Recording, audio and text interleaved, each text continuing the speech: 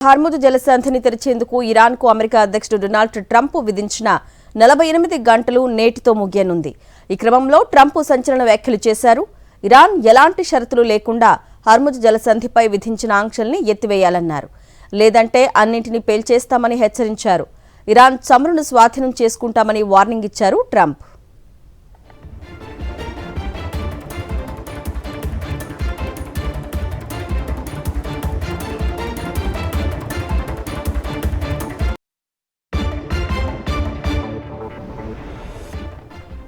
Hormuz జలసంధిని తెరిచేందుకు ఇరాన్కు America అధ్యక్షుడు Donald Trump విధించిన 48 గంటల గడువు నేటితో ముగియనుంది.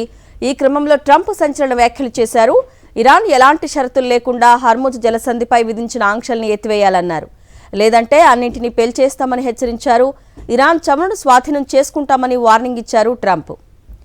అంతేకాదు హార్ముజ్ జలసంధి తెరిచేందుకు ప్రయత్నిస్తున్న ఇరాన్ ప్రతినిధులకు పరిమిత క్షమాభిక్ష ప్రసాదించినట్లు తెలిపారు.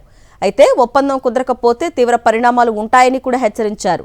చర్చలు విఫలమైతే కీలక ఆస్తులను ధ్వంసం చేయడం, ఇరాన్ చమురు వనరులను స్వాధీనం చేసుకోవడంతో సహా కఠిన చర్యలు తీసుకునే అవకాశం ఉందని తెలిపారు. ఈ సందర్భంగా సంచలన ఆరోపణలు చేశారు. గతంలో తాము ఇరాన్ నిరసనకారులకు సహాయం చేయాలనే ఉద్దేశంతో వారికి ఆయుధాలు పంపించామని తెలిపారు.